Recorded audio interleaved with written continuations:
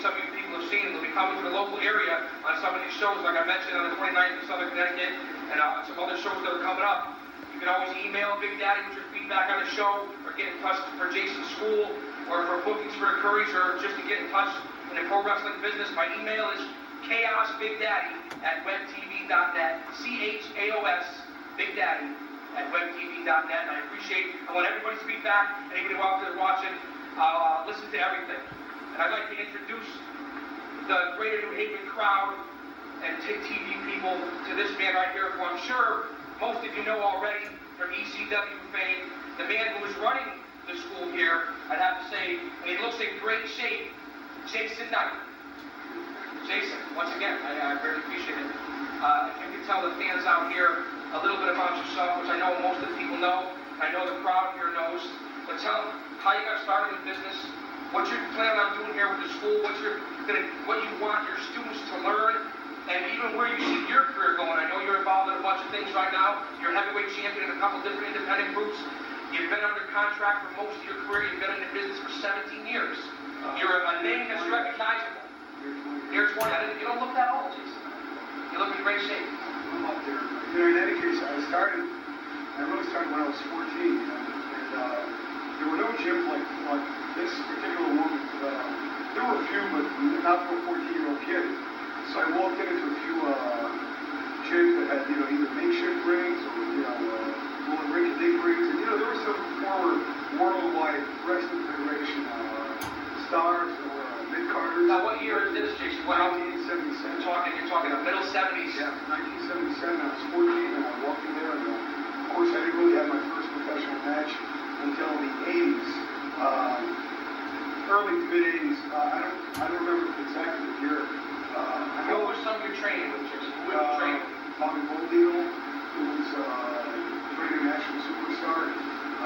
Johnny Rods for a little while. Unpredictable Johnny Rods. Basically, it was all-in-job training because at that point, I was trying to make it to these different territories. And I remember being in a lot of movie guys like Dick Slater, Dusty Rhodes, and the Funk Brothers. And, Legends.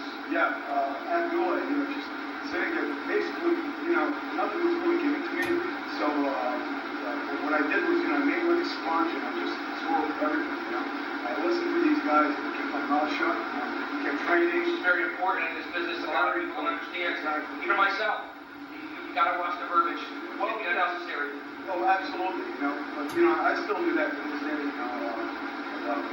guys that have more experience than I do, still learning, learning sitting next to Fred Curry. I'm just learning by, breathing next to them. Some of my greatest experiences have been in the locker room, listening to the veterans, listening to the so-called legends. I know I keep using that word and throwing that out there, but when I say it, it applies to these guys. And those were some of my biggest learning experiences, and still to this day, sitting down and talking to guys like yourself who have been around for a long time.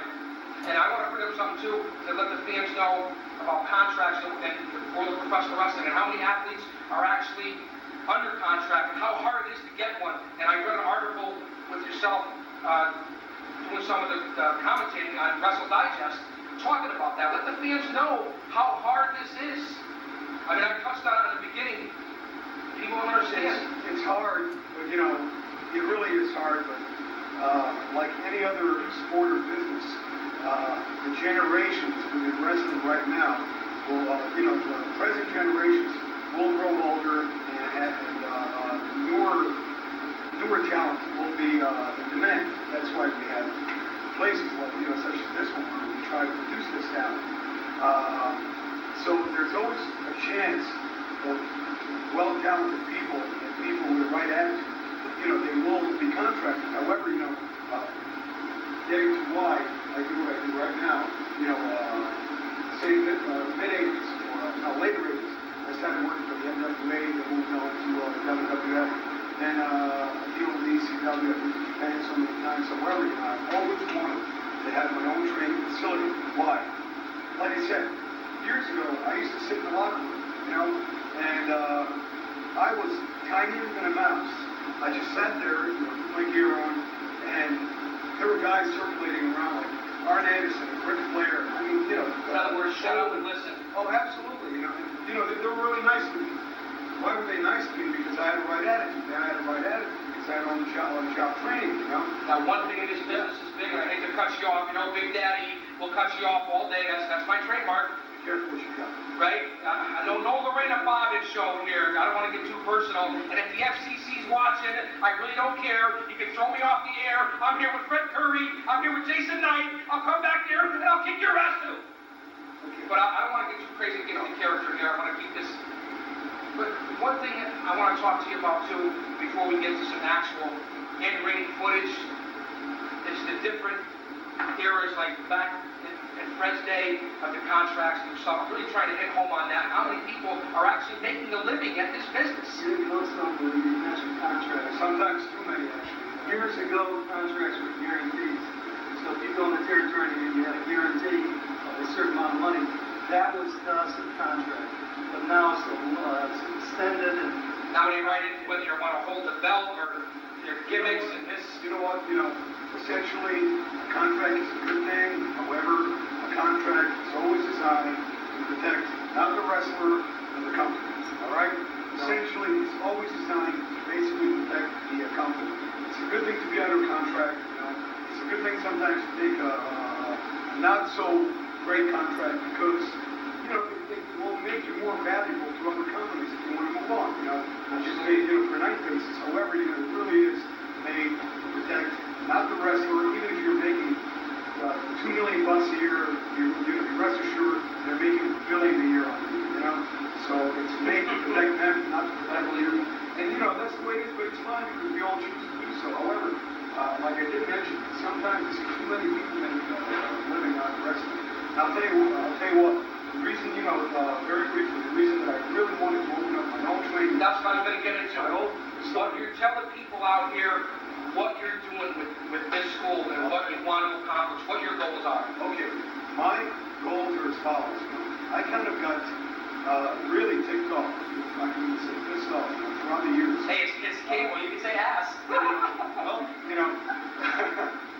I ended up here with the best change. For instance, you walk into a locker room right now, in every backyard guard, wherever, that knows, that can email K&H or wherever they make moves or buy wrist tape, everyone's a wrestler, I go in there, it's like a moonsault fest, and it's great, anyone can walk in here, like I was telling one of my potential students, you can walk in here and start doing all these handsprings and bounce over the wall or whatever. If you can't lock up correctly and, give me a proper hip toss or use psychology, you're not really worth much in the ring, in my opinion. What I want to do is I don't want to produce a bunch of know-it-alls, I want to produce good talent for the future of the business that I love.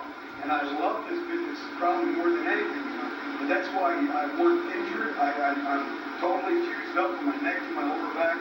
And I still do it because I love it. It's mind over matter. And I want to produce the right talent. And of course, I want to teach these young people, how not to get hurt. A lot of people get into psychology about not only the physical stuff. Exactly. The younger generation has forgotten about the psychology of the business. With a wrestling match and with a wrestling show, we're trying to tell a story. You have a beginning, you have a high spot, you have an end. And a lot of people just want to get in there, and there's no rhyme or reason to what they're doing. It's totally ridiculous. And you're talking about injuries. I've had several myself, just being a manager, taking my spots. And Fred, I'm sure over the years, what injuries have you had? Major injuries in your career? Jason, like he said, it's a roadmap. I'll tell you, I was wrestling here in Monterey down there. I was wrestling in Fort Worth, Texas. And I was on the outside of the turnbuckle. Threw me in the turnbuckle. And they had these bolts sticking out of me right to my shoulder. I was dangling like a piece of meat. I was wrestling a Sheik in Toronto. Fell down a 17-foot orchestra pit with chairs and everything. I didn't even know what was coming. So Now guys are making hundreds of thousands of dollars for doing the things that you did. I don't even want to say what the price was. You did it for the love of the business. And it really has changed. And I don't want to get too long-winded here. I want to tell you one thing just for a minute.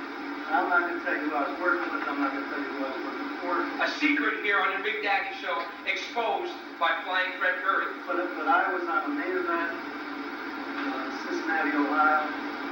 We sold out the gardens. It's like $40,000. I got $175 payoff. So, I mean, look at that. Unbelievable. See, talk about getting pissed off.